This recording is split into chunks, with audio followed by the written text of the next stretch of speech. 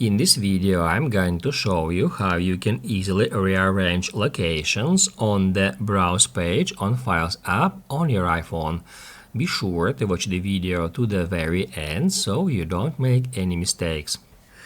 Let's get started, guys. I'm going to show you all the process from the beginning, and first off, we need to open up Files app. If some another folder is open, you need to tap right here at the top left corner all the time until you open up Browse page.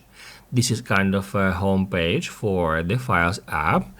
That's where at the very top we can easily find locations. Here we can have iCloud Drive, on my iPhone, Drive, maybe some another locations.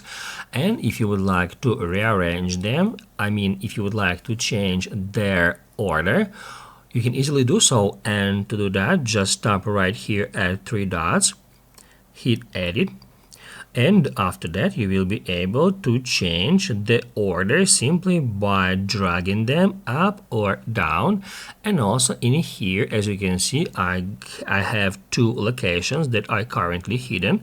Also, by turning them on, I can add them to that list, and also I can change their order. To apply the changes, just hit add done. Basically, guys, that's it. So if this video was helpful for you, don't forget to hit the like button.